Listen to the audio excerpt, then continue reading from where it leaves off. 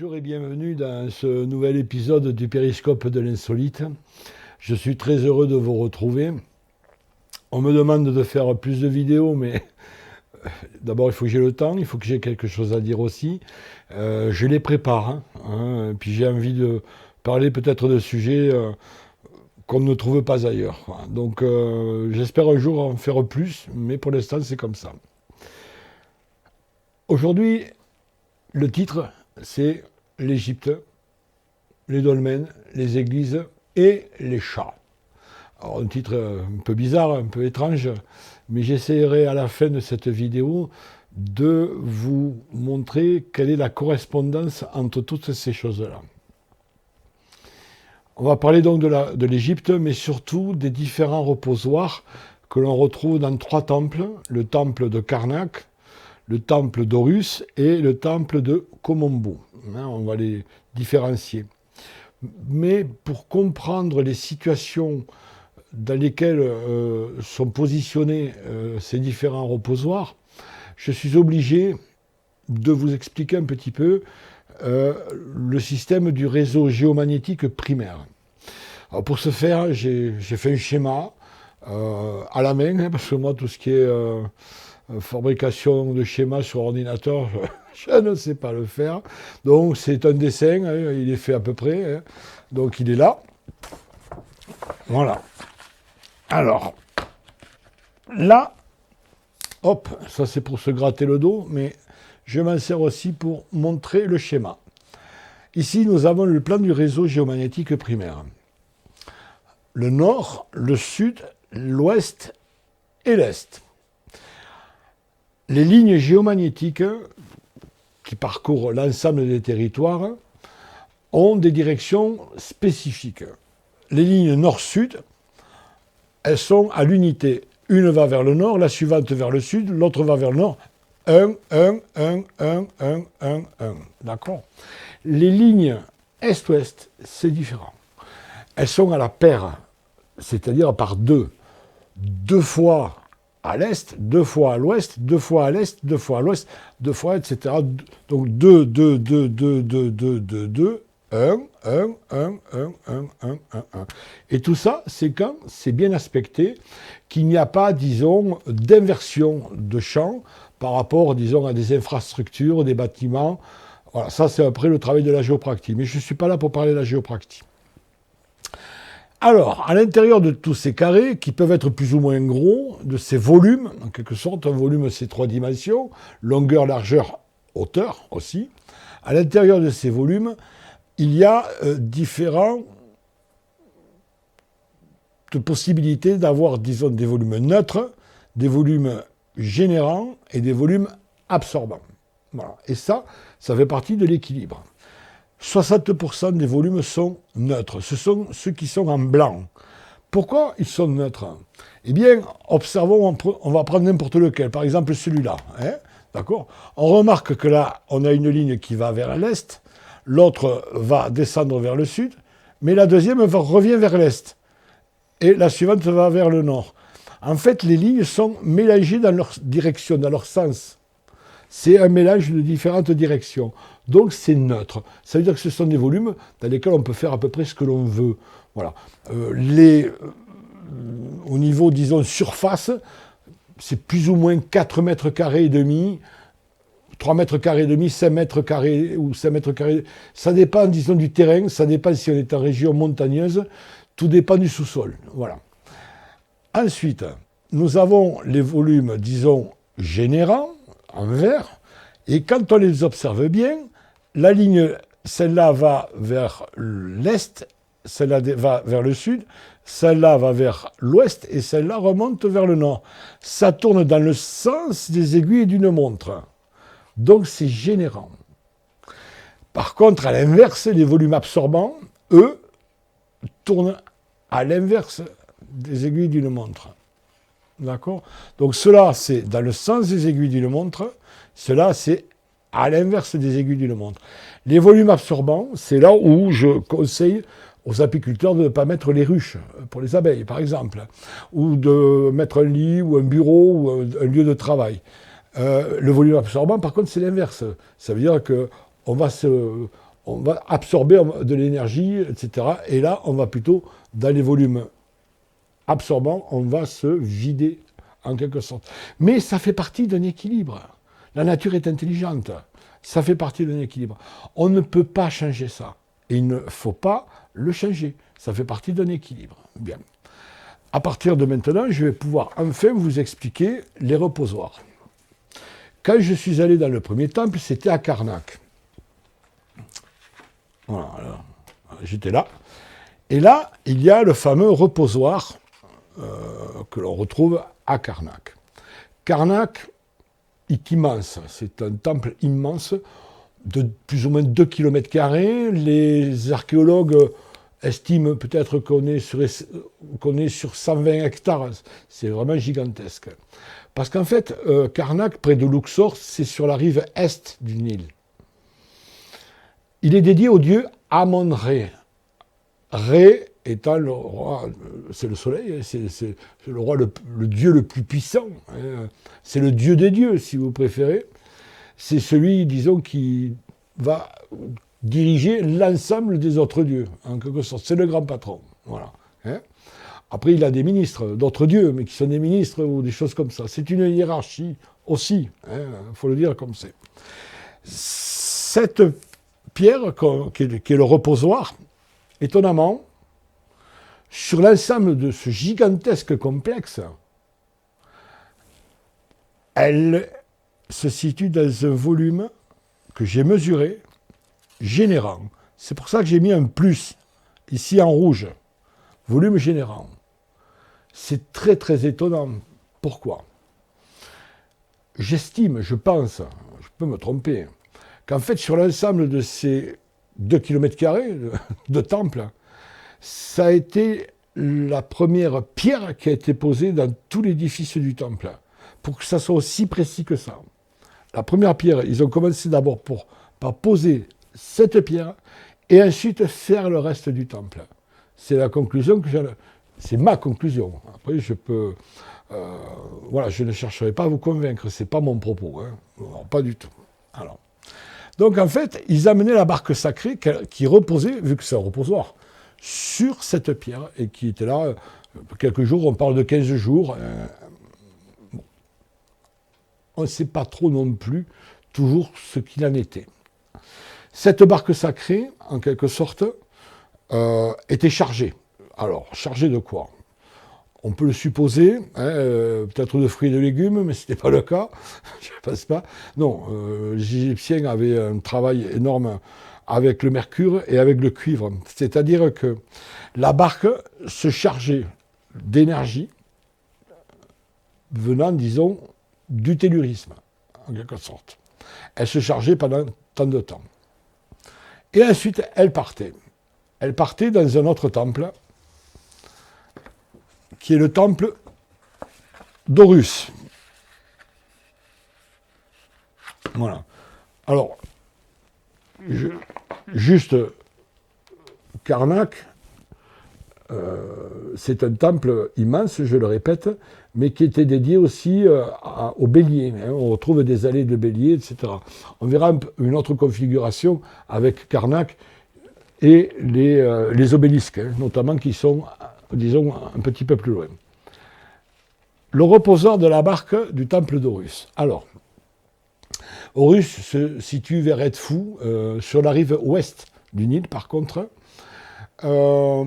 C'est le dieu avec une tête de faucon. Alors, c'est le dieu, disons, de la santé, de l'énergie vitale et de la protection. Mais il a une double polarité, en quelque sorte. Il est lune et soleil. C'est-à-dire qu'il est pile ou face. Pile, mettons le soleil, par exemple, tout va bien, etc. Par contre, si on l'embêterait un petit peu, ou je ne sais pas, il a la capacité, par contre, d'être moins sympathique si en état lunaire. Voilà. Donc, il a ces deux polarités. Autant Karnak, avec Amon-Ré, est sur une polarité 1, autant Horus, lui, est sur une polarité 2.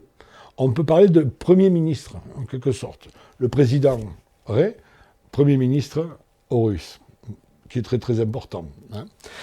Là, quand je me suis retrouvé dans ce temple, étonnamment, la pierre sacrée, enfin le bloc sacré, la pierre sacrée, elle se situe dans un volume absorbant, à l'inverse des aiguilles d'une montre.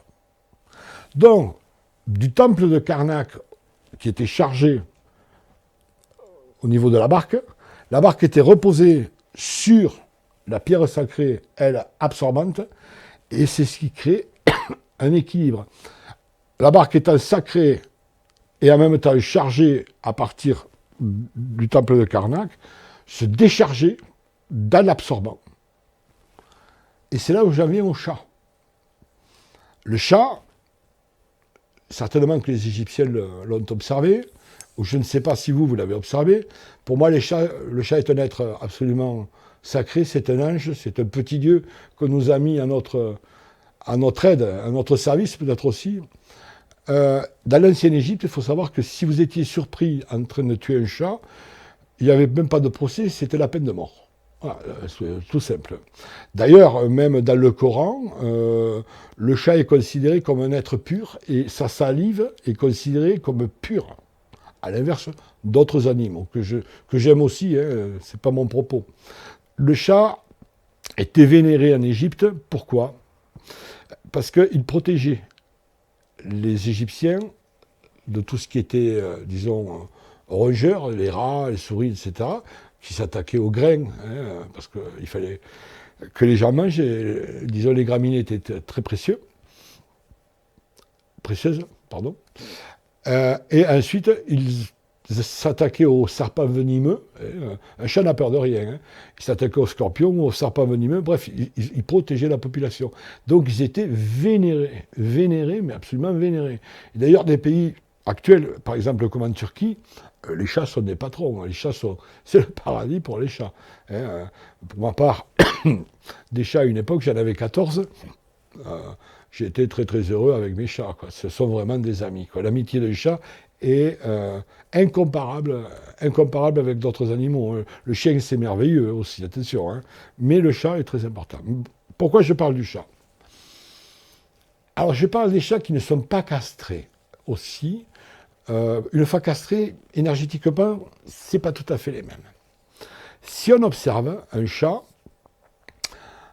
à un certain moment, il se met à un endroit en sphinx, c'est-à-dire qu'il se cale les pattes, il se met à plat ventre, la tête droite, et il recourbe les pattes vers lui-même comme ça, là. Et il attend. Et à un moment donné, il va se lever, partir un peu plus loin, et s'étirer. En fait, le chat, lui, il adore les volumes un peu absorbants dont il se nourrit, il se le charge, et il va le décharger plus loin dans un volume neutre ou générant. Donc il crée un équilibre. Eh bien, c'est la même chose. Peut-être que les Égyptiens ont dû l'observer. En amenant la barque, disons, de Karnak qui se charge, il la décharge dans un volume absorbant chez être fou en donnant les informations. Il ne faut pas oublier que les Égyptiens maîtrisaient la radionique très très bien. Hein. Les premières pendules de radionique, on les a retrouvées dans entre les bandelettes des momies. Hein. Voilà. Et donc, en fait, ils créent par le même biais, disons, un équilibre territorial au niveau énergétique. C'était en prévision des cultures, c'était surtout pour les cultures, pour qu'il y ait un équilibre énergétique. Voilà. Donc, en fait, sous des couverts religieux, qui était une façade, je suppose que c'était une façade, c'était un travail, disons, de physicien, tout simplement, c'était de la physique. Voilà. Ensuite, je vous ai parlé du troisième temple, Komombo, qui lui, alors, juste petite anecdote, quand je suis rentré dans le temple d'Horus, il y a des pièces sur les côtés, et à l'extrême gauche, j'étais tout seul, plus ou moins. Je regardais un petit peu les dessins contre les murs, etc. Alors bon, c'est anecdotique, hein. Et là j'entends une voix, mais clairement, qui me dit, mais très gentiment, qui me dit « Tu me déranges ». Bon, je lui réponds, je lui dis, je ne suis que de passage, je ne touche à rien. Oui, mais c'est dérangeant, etc. Je dis, je m'en vais. Voilà. Donc, en fait, je dérangeais. Et je ne dois pas être certainement le seul à déranger. Mais bon, c'est comme ça. Alors, maintenant, on va parler de Komombo. Hop là. Alors, Komombo, alors très très différent. Troisième temple. Pardon. Voilà, bouge pas toi. Voilà, cale-toi bien. Là, Komombo. Là, Komombo, deux reposoirs. Deux reposoirs. Alors, Komombo est un temple double, c'est-à-dire deux reposoirs, pour deux dieux. Pour Horus, mais aussi pour Sobek. Alors, Horus, je vous en ai parlé précédemment. Sobek, c'est le dieu crocodile. Alors, il est, disons, lié à la fertilité. Le crocodile était vénéré. D'ailleurs, ils en ont momifié. Les Égyptiens aimaient vraiment les animaux, ils les momifiaient. Donc, le crocodile était sacré et vénéré et momifié. Voilà. Donc, là, c'est un temple double. On a là aussi une double polarité, mais sur deux dieux différents. Alors, on a Horus, disons, pour tout ce qui est, disons, énergie vitale, et Sobek pour la fertilité. Donc, ces temples-là, ces reposoirs, ces barques, étaient destinés à créer un équilibre territorial énergétique pour que les récoltes soient, disons, bonnes, puissent nourrir la population et qu'il y ait un équilibre général. Ça, c'est mes conclusions. Voilà. Donc, tout ça, c'est le reposoir de la barque de Komombo. Mais bizarrement, autant les deux premiers reposoirs sont calés pile poil dans l'axe nord-sud, mais là, bizarrement, c'est l'inverse. Ils sont de biais, complètement. Vous voyez, on est dans le sens de biais complet. Voilà. Et surtout, ici, au milieu, là, en rouge, on a deux lignes géomagnétiques qui sont inversées. Elles sont inversées, bizarrement, alors qu'il n'y a rien, absolument rien, qui puisse les inverser. Il n'y a pas de pièces métalliques, il n'y a pas de structure, disons, avec un village, une ville, ou des routes, ou des voies électriques. Non, c'est inversé naturellement. Ça a été fait, je pense, exprès, au niveau de l'onde de forme des reposoirs, de façon à créer, disons, un champ d'information et une action au niveau géomagnétique. Voilà. Donc, on part, disons, de Luxor, de Karnak, où Amon-Ré va apporter son énergie, laquelle va être, disons, redistribuée dans le temple d'Horus pour équilibrer, et ensuite amenée aux 4 directions et aux 8 directions par le temple de Komombo avec Horus et Sobek. Si on faisait un petit schéma. Alors maintenant, nous allons voir quelle est la relation entre l'Égypte, les dolmens et les églises. Les Égyptiens avaient des temples, je le répète, et là, on avait, mettons, un reposoir avec une barque sacrée. Voilà, le reposoir. Et la barque sacrée. Bien.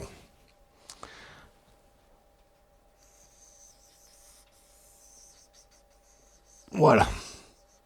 Bon. Dans le prolongement, à Luxor, donc, à Karnak, dans le prolongement, ici, on a des obélisques. Voilà. En fait, c'est relié par deux lignes géomagnétiques.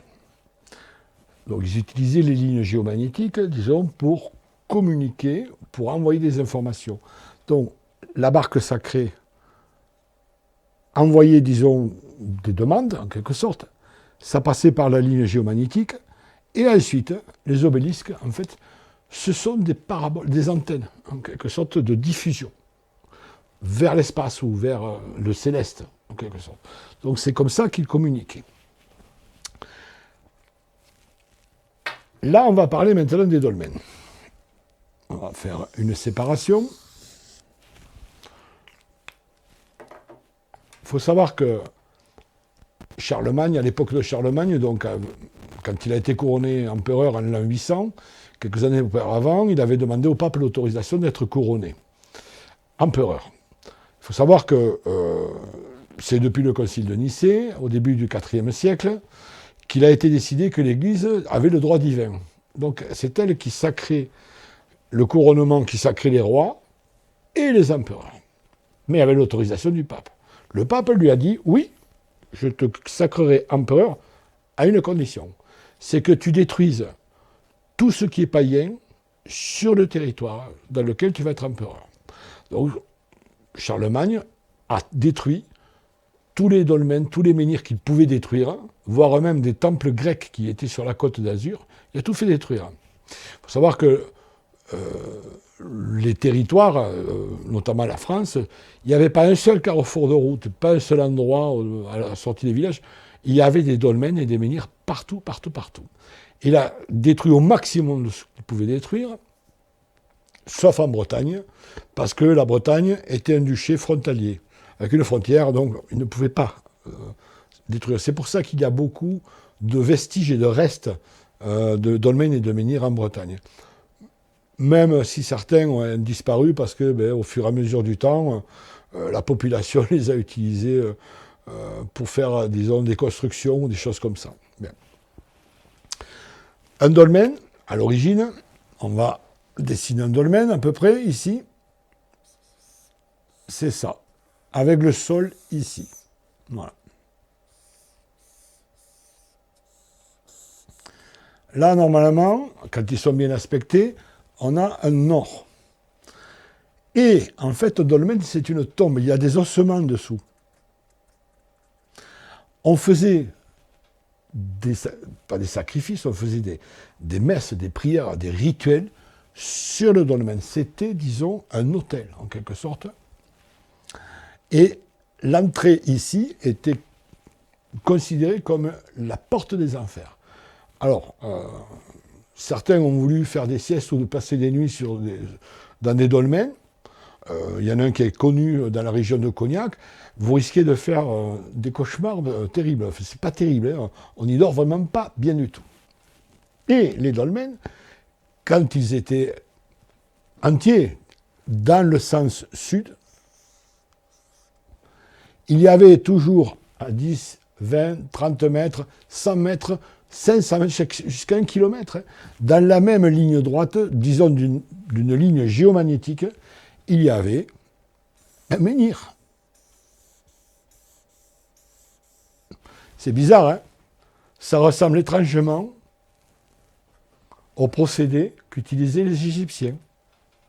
Voilà. Donc en fait, le dolmen, ici, on faisait une demande, une prière, en fait, était reliée au menhir. Donc là, ici, nous avons un récepteur, et là, nous avons un émetteur. Récepteur, émetteur. C'est la même chose. Bien. Plus tard, l'Église, la religion catholique, on va la séparer,